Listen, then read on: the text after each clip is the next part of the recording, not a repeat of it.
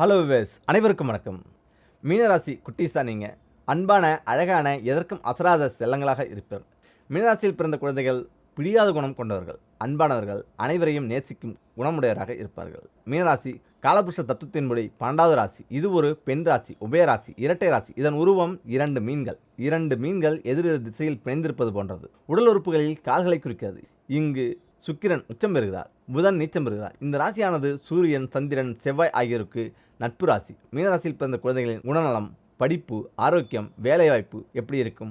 குழந்தை பிறந்தவுடன் குழந்தை நட்சத்திரம் என்ன என்பதை அறிந்து ராசியை தெரிந்து கொள்ளலாம். அன்றைய தினத்தில் சந்திரன் சஞ்சரிக்கும் நட்சத்திரமே குழந்தையின் ராசி நட்சத்திரம். குழந்தை பூரட்டாதி 4ஆம் பாதம், உத்திரட்டாதி, ரேவதி நட்சத்திரத்தில் பிறந்திருந்தால் உங்கள் குழந்தை மீனராசியில் பிறந்த குழந்தை என்பதை அறிந்து கொள்ளலாம். இதில் அன்பானவர், அழகானவர். மீனராசியில் பிறந்தவர்கள் நல்ல நிறமும் கம்பீரமான தோற்றத்துடன் சாதாரண உயரத்தை விட சற்று உயரம் குறைந்தவர்களாகவும் ஏர்நெற்றியுடன் இருப்பார்கள். அழகான தோற்றம் கொண்டவர்கள். அவர்களுக்கு மீன் போன்ற கண்கள் இருப்பது கூடுதல் அழகு.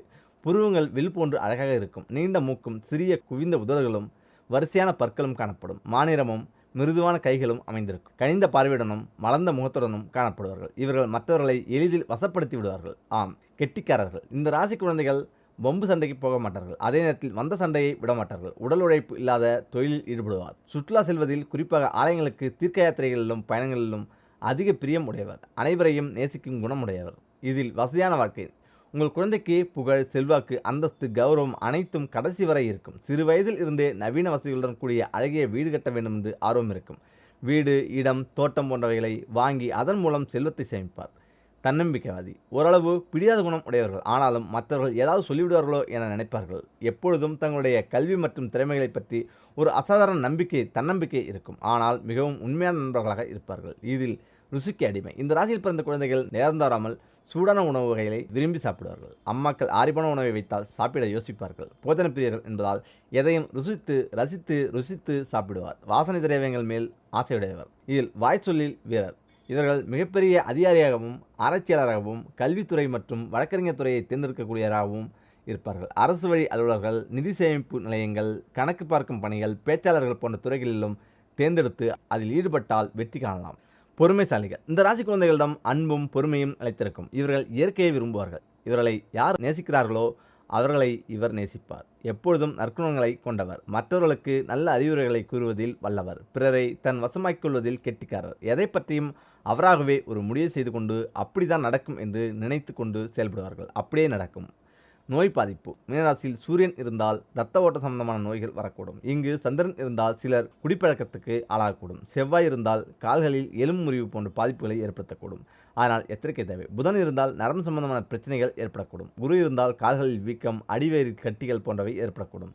சனி முடக்குவாதத்தை ஏற்படுத்தக்கூடும். இவர்களுக்கு கண் பார்வை கோளாறுகள் மற்றும் கட்டி போன்றவைகள் வரலாம். சுகபோகங்களில் அதிக அளவில் ஈடுபாடு காரணமாக நரம்பு தளர்ச்சிகள் சிலருக்கு வரலாம். திருவனைக்காவல் ஆலயம். கடலும் நீரும் அதை சார்ந்த பகுதியிலுமே மீனராசியை குறிக்கிறது. உலகின் ஆதாரமும் நீர்தான். உலகின் முதல் உயிரும் மீன்தான். பஞ்சபூதங்களின் நீரின் தத்துவத்தை சொல்லும் கோயிலுக்கு செல்லும் போது உங்களுக்கு நிச்சயம் மாற்றம் ஏற்படும். அப்படி நீர் தத்துவத்தை உணர்த்தும் பஞ்சபூதங்களின் நீருக்கு உரிய தலமாக விளங்குவது திருவனைக்காவல் ஜம்புகேஸ்வரர் ஆலயம் சென்று வழிபடலாம். அடுத்ததாக, மனதில் இருக்கும் சஞ்சலம் விலக செவ்வாய்க்கிழமைகளில் இது செய்தாலே போதும். ஆம், அது என்னது? நாம் வாழும் வீடு என்பது லட்சுமி கடாட்சத்துடன் இருக்க வேண்டும். நமது வீட்டில் எப்பொழுதும் நேர்மறை அதிர்வுகள் இருக்க வேண்டும். இவ்வாறு நமது வீடு சுபிட்சத்துடன் மகாலட்சுமி அம்சத்துடன் இருந்தது என்றால் வீட்டுக்குள் வரும் தீயவர்களின் எண்ணமும் அவர்கள் செய்ய நினைக்கும் தீமையும் பலிக்காமல் போகும். ஒரு சிலரின் மனபயத்தின் காரணமாக இரவில் அவர்களுக்கு உற்சாகம் வராது, உறக்கம் வராது. யாரோ தன்னை பின்தொடர்வது போன்ற உணர்வு ஏற்படும். எப்பொழுதுமே பதற்றத்துடன் இருப்பார்கள். தங்கள் வீட்டில் நடக்கும் இனிய சம்பவங்களில் கூட அவர்களின் மனது முழுமையாக ஈடுபடாது. இப்படி எதிலும் கலந்து கொள்ளாமல் ஒதுங்கியே இருப்பார்கள். இவ்வாறான பிரச்சனையில் இருந்து விடுபட நமது இல்லங்களில் வாரந்தோறும் இதை செய்தாலே போதும். இதில் பரிகாரம் 1. செவ்வாய் மற்றும் வெள்ளிக்கிழமைகளில் தவறாமல் விளக்கேற்றி பூஜை செய்ய வேண்டும். அதிலும் சாம்பிராணி புகை போட்டு வீடு முழுவதும் காண்பிக்க வேண்டும். இவ்வாறு செய்வதன் மூலம் நமது வீட்டிற்கும் எதிர்மறை அதிர்வுகள் அடியோடு அழிந்துவிடும். அனைவரும் தங்கள் இல்லங்களில் காமாட்சி அம்மன் விளக்கை ஏற்றி வழிபடுவது வழக்கம்தான். ஆனால் வீட்டில் சுபிச்சம் நிலவும். அதிர்ஷ்டம் வருவதற்கு பஞ்சகவிய தீபத்தை ஏற்ற வேண்டும். இந்த பஞ்சகவிய தீபம் 5 விதமான பொருட்களில் இருந்து செய்யப்பட்டது. இது பஞ்சபூதத்தின் சக்தியை கொண்டுள்ளது. பஞ்சபூதங்களின் சக்தி நமது இல்லங்களில் பரவி இருந்தால் எந்தவித துர்சக்தியும் நமது வீட்டில் இருக்க முடியாது. வாரந்தோறும் பஞ்சகவிய விளக்கு ஏற்றுவதை வழக்கமாக்கிக் கொள்ள வேண்டும். பரிகாரம் 2. ஒரு சிறிய மண்பாத்திரத்தில் தண்ணீர் எடுத்துக்கொண்டு அதனை காலை சூரிய ஒளிபடுகின்ற இடத்தில் வைத்துவிட வேண்டும். பிறகு மாலை சூரியன் மறைந்ததும் இந்த தண்ணீரை வீடு முழுவதும் தெளித்து விட வேண்டும். இவ்வாறு செய்வதன் மூலம் அனைத்திற்கும் முதன்மையானவராக சூரிய பகவானின் அருள் பெற்ற இந்த நீர் வீடு முழுவதும் பரவியிருக்க நமது வீடு தூய்மை அடைந்துவிடும்.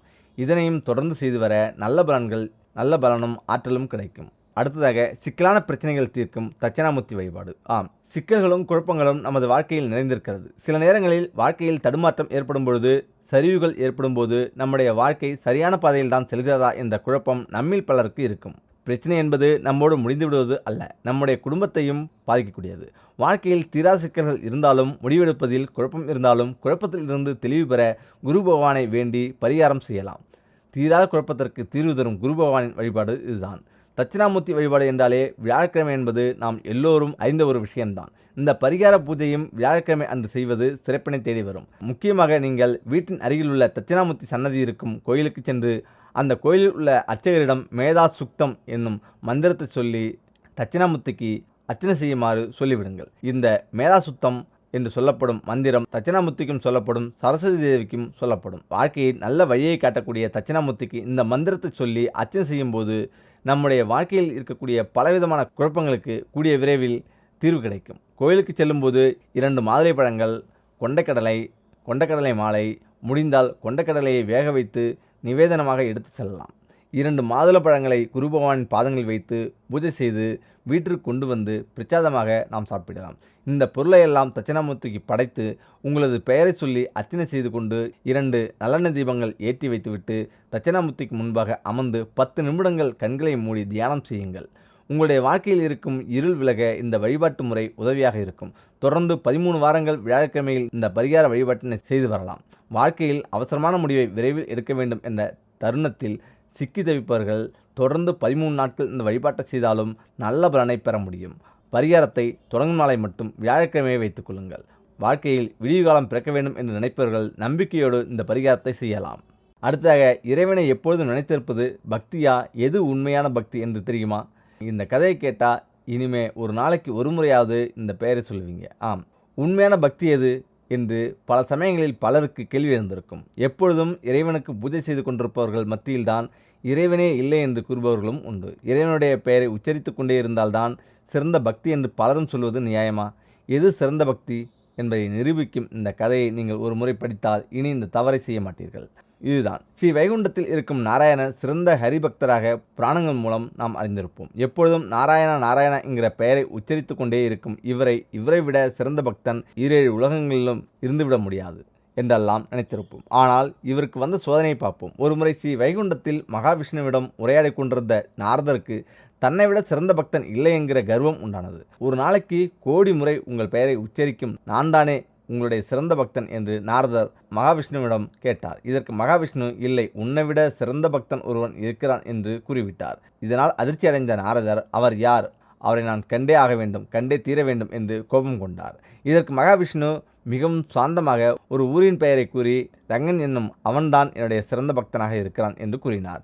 உடனே அவ்வூருக்கு புறப்பட தயாராகிவிட்ட நாரதர், எப்படியாவது அந்த ஊரில் இருக்கும் ரங்கனை கண்டுவிட வேண்டும் என்றும் அவன் எந்த அளவிற்கு சிறந்த பக்தன் என்பதை நானும் பார்த்து விடுகிறேன் என்றும் கூறிவிட்டு கிளம்பினார். அவரை அடைந்த நாரதர் ஒரு நாள் முழுவதும் ரங்கன் என்ன செய்து கொண்டிருக்கிறான், எந்த அளவிற்கு பக்தியுடன் இருக்கிறான் என்பதை கவனித்து வந்தார். ரங்கன் காலையில் எழுந்ததும் குளித்து முடித்து சுத்தமாகி எல்லா வேலையும் செய்துவிட்டு ஒருமுறை ஹரி நாராயணா என்று இறைவன் நாமத்தை உச்சரித்துவிட்டு கலப்பையை தூக்கி விவசாயம் செய்ய கிளம்பிவிட்டான். வயலுக்கு சென்றதும் அங்குள்ள பணியாட்களை ஒவ்வொரு வேலைக்கும் பிரித்து கொடுத்துவிட்டு தானும் பணியில் ஈடுபட துவங்கிவிட்டான். நாள் முழுவதும் அயராத உழைப்பை கொடுத்து எல்லா வேலையையும் செய்துவிட்டு களைப்புடன் வீட்டுக்கு வந்தான். கலப்பையை இறக்கிவிட்டு ஹரி நாராயணா என மறுபடியும் இறைவனுடைய நாமத்தை உச்சரித்துவிட்டு மனைவி பரிமாறிய உணவை சாப்பிட்டுவிட்டு தூங்கிவிட்டான். இதை கண்டு கொண்டிருந்த நாரதருக்கு பெரும் கோபம் ஏற்பட்டது. உடனே மகாவிஷ்ணுவிடம் சென்று, அவன் ஒரு நாளைக்கு 2 முறை மட்டும்தான் உங்களுடைய நாமத்தை உச்சரித்தான், ஆனால் நான் 1 கோடி முறை உச்சரிக்கிறேன். அப்படி இருக்கும் பொழுது அவன் எப்படி உங்களுடைய சிறந்த பக்தனாக முடியும் என்று ஆவேசமாக கேட்டார். நாள் முழுவதும் அவன் பல வேலைகளை செய்து கலப்பில் இருந்தாலும் 2 முறை என்னுடைய பெயரை உச்சரித்தான். ஆனால் ஒரு வேளையும் செய்யாமல் இன்றைய நாள் முழுவதும் வேடிக்கை பார்த்து கொண்டிருந்த நீயோ ஒரு முறை கூட என் பெயரை உச்சரிக்கவில்லை என்று கூறினார். இதை கேட்ட நாரதர் தன் கர்வம் கலைத்து சாந்தம் ஆகிவிட்டார். எனவே எவ்வளவு நேரம் இறைவனுடைய நாமத்தை உச்சரித்து இறைவனை நினைக்கிறோம் என்பது முக்கியமல்ல. எவ்வளவு வேலை இருந்தாலும் ஒரு நாளைக்கு ஒரு முறையாவது இறைவனை நினைத்தால் கண்டிப்பாக இறைவனுடைய பக்திக்கு நாம் தகுதியானவராக இருக்கிறோம் என்பதுதான் அர்த்தம். மனமும் சாந்தமாகும்.